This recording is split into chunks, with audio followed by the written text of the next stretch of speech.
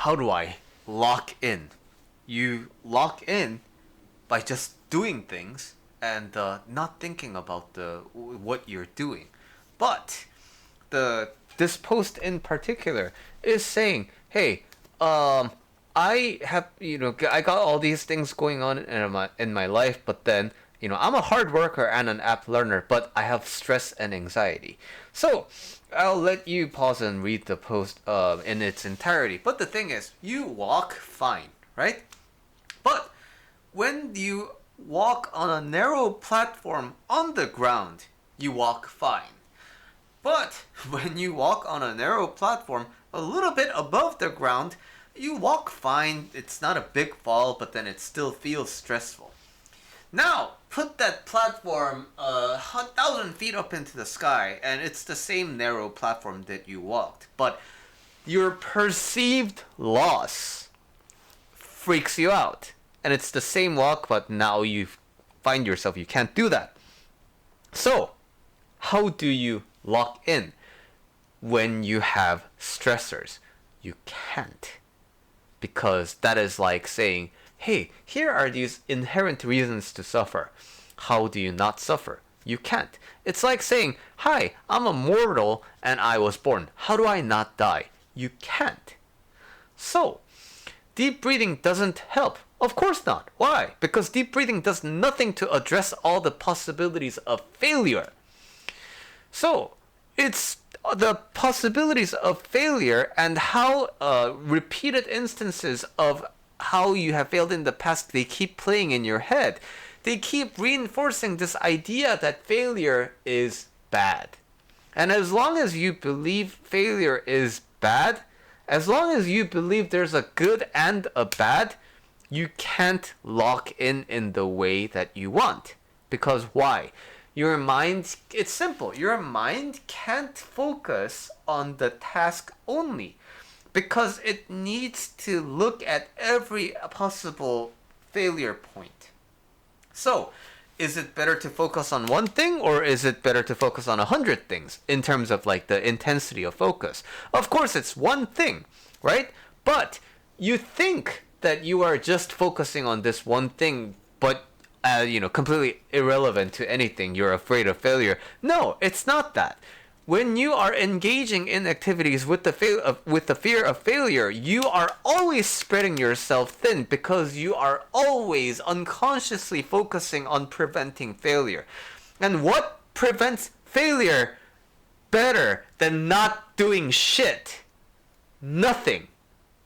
Therefore, I keep saying this, as long as you are afraid of failure, you can't lock in the way you want to. Cool. Okay, so how do you not become afraid of failure? Well, the thing is, you're afraid of failure for a reason. You have events in the past that make you afraid of fear because that instance when you had it, it felt so fucking horrible. Right? It's usually authority figures reinforcing this idea that what you did is really, really bad. But the thing is, you're an adult, assuming you're an adult watching this. When you're an adult, you have to be responsible for the emotional experiences of your life. Other people can think you're a failure, but are you? When you buy into that, you become a failure. Other people can call me a failure, but I don't buy that narrative. I don't think I'm that successful. I don't think I'm that much of a failure. I don't see myself that way. Therefore, other people can think I'm a success. Other people can think I'm a failure. I don't care because I don't subscribe to the binary at all. So, some people can say, you're not on track to be, Forbes 40 under 40. I don't care because that's not my priority. But I can be driving to work tomorrow, which is in Glendale, and other people can say, but you're not going to Santa Monica. I'm fine because I don't have plans to go to Santa Monica tomorrow, right?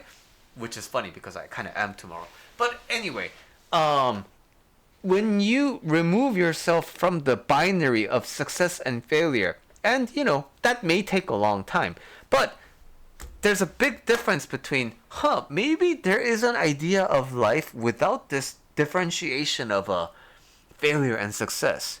this idea being introduced into your brain at an early age definitely helps in making that insight of, holy shit, not everything is about success and failure. That awakening can come a lot sooner, and it can be a lot more impactful because you've let it ruminate inside of you longer. So, I'm a life coach, right? And I talk about these things with you because I happen to have thought about these things a lot in my life, right? And I have solved a lot of people's problems in their life using these principles that I have in my brain, right? But when you look at the life coaching industry in general, I'm exceptionally young. I know, actually, I only know one person who is younger than me actively practicing. So, I'm not saying this to say I'm some hot shit. The reason why I'm able to have these kind of, deeper thoughts in terms of life, it's because I've been exposed to the ideas of maybe there's more to life than what's visible, because my dad is a hypnotist. So I've been working with hypnosis all my life. And that's why I spent a lot of time thinking about the unconscious and how that interfaces with the consciousness, right? So, just like that, why I'm giving you this long spiel is, you're 19 years old. I don't expect you to come up with, the awakening and the, insight that will free your life from suffering like today. But I'm saying, really taking into account the message that not everything in life is about success and failure. The more you spend time really ruminating about that, the more it will settle and the more it'll peak when it's ready to peak.